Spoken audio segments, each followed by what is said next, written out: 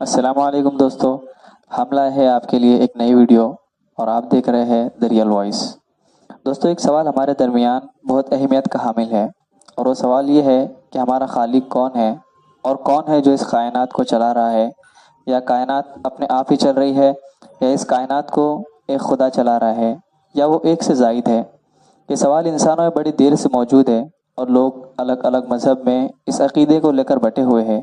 آئیے آج ہم ان سب سوالوں کے جواب حاصل کریں گے اس ویڈیو میں۔ دوستو، دنیا میں بہت سے مذاہب موجود ہیں۔ اکثر کا یہ ماننا ہے کہ اس دنیا کو اور اس کائنات کو چلانے والا کوئی ایک ہے، اور بہت کم تعداد ان کی ہے جو یہ کہتے ہیں کہ یہ دنیا خود بخود چل رہی ہے اور خود بخود ختم ہو جائیں گی، اور کچھ ایسے بھی ہے جو یہ کہتے ہیں کہ اس دنیا کو کوئی ایک ذات یا کوئی خدا نہیں چلا رہا ہے بلکہ ایک سے زائد خدا چلا رہے ہیں۔ سب سے پہلے ہم ان لوگوں کی بات کریں گے جو یہ کہتے ہیں کہ اس کائنات کو چلانے والا ایک خدا ہے۔ دوستو، دنیا میں کچھ بڑے مذاہب ہیں۔ اسلام، عیسائیت، یہودیت اور مشرکین، یہ چاروں مذاہب مانتے ہیں کہ اس کائنات کو ایک خدا، ایک ذات چلا رہی ہے، لیکن چاروں مذاہب کے عقائد میں زمین و آسمان کا فرق ہے۔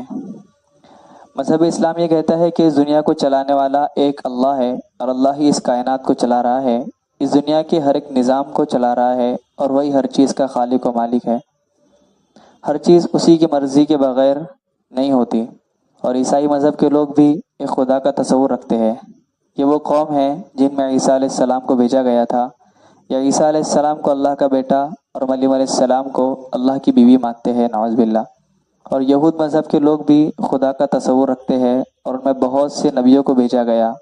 یہ موسیٰ علیہ السلام کو آخری نبی تصور کرتے ہیں۔ اور مشرکین بھی ایسے لوگ ہیں جو خدا کے ہونے کے تصور کے ساتھ ساتھ ایک سے زائد خدا کو مانتے ہیں۔ ان سب باتوں کو سامنے رکھتے ہوئے عقل کا استعمال کریں اور سوچئے کہ کیا اس نظام کا چلانے والا کوئی ہے؟ کیا یہ دنیا اپنے آپ ہی چل رہی ہے؟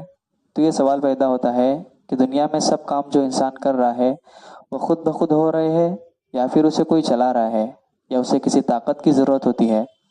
جو کام ہم روزانہ کرتے ہیں یا دیکھتے ہیں، وہ کام ہمیں خود کرنا پڑتا ہے یا وہ خود بخود ہو جاتا ہے؟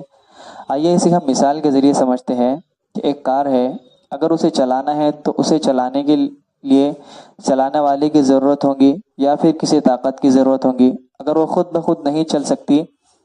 اسی طرح سے دوسری مثال لیں، ایک چکی ہے جس میں ہم اناج پیستے ہیں، وہ بھی ہمیں چلانی ہے تو اس کے لیے بھی چلانے والے کی ضرورت ہے یا کسی طاقت کی ضرورت ہے۔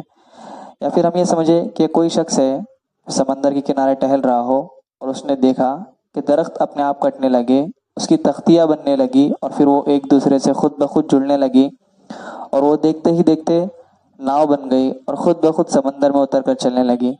کیا ان سب باتوں کا ہماری عقل تسلیم کرے گی؟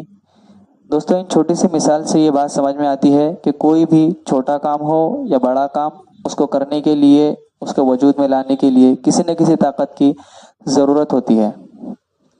اسی طرح اتنی بڑی کائنات میں کتنی ساری گیلیکسیز موجود ہیں، انہی گیلیکسیز میں ہمارا نظام شمسی بھی موجود ہے، اور بلیک ہول وغیرہ، نہ جانے کیا کیا موجود ہے جو ابھی تک ہماری سوچ اور سمجھ سے دور ہے۔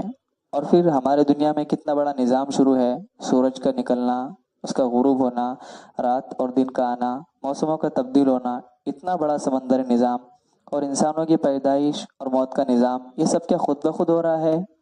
نہیں، بالکل نہیں۔ یعنی اس نظام کو ہی چلا رہا ہے، اور وہ اللہ ہے۔ ان سب باتوں سے ہمیں ایک سوال کا جواب تو مل گیا کہ اس کائنات کو کوئی چلا رہا ہے۔ یہ کائنات خود بخود نہیں بنی اور خود بخود نہیں چل رہی ہے۔ اب ایک اور سوال وہ یہ کہ اس کائنات کو چلانے والا ایک ہے یا دو یا اس سے زائد؟ تو آئیے مثال سے یہ بات سمجھتے ہیں کہ جہاں پر کسی نظام کو چلانے والے ایک سے زائد ہو جاتے ہیں، تو ایک کہتا ہے کہ یہ کرو، اور دوسرا کہتا ہے کہ یہ نہ کرو۔ غرض ہر کوئی اپنی سوچ کے مطابق بتاتا ہے، اور اس میں انتشار اور نقصان ہونے کا خطرہ ہے۔ اسی طرح ہم اپنی عقل سے سوچیں کہ اگر اس یونیورس کو کوئی دو خدا چلا رہے ہوتے، تو ایک کہتا کہ سورج مشرق سے نکلنا چاہیے، اور دوسرا کہتا کہ نہیں، مغرب سے نکلنا چاہیے۔ ایک کہتا کہ میں اسے لڑکی دوں گا، اور دوسرا کہتا کہ میں اسے لڑکا دوں گا۔ ایک کہتا کہ میں اسے معاف کرتا ہوں، دوسرا کہتا کہ نہیں، اسے سزا ملنا چاہیے۔ ایک کہتا کہ اسے جنت میں ڈالو، دوسرا کہتا ہے کہ اسے جہنم میں ڈالو۔ اور ہم دنیا میں بھی دیکھتے ہیں کہ جب دو لوگ کوئی کام پارٹنرشپ میں شروع کرتے ہیں تو ان کی الگ الگ رائے ہوتی ہے، الگ رائے کی وجہ سے انتشار ہوتا ہے اور پارٹنرشپ جم نہیں پاتی اور اس میں کمپنی کا نقصان ہوتا ہے۔ اگر اس طرح دو یا دو سے زائد خدا ہوتے تو ہماری دنیا کا حال بھی کچھ اس طرح ہوتا۔ اگر آپ کو میری ویڈیو پسند آئی ہو تو اس ویڈیو کو شیئر کیجئے اور مزید اس طرح کی ویڈیو کو حاصل کرنے کے لیے سبسکرائب کیجئے۔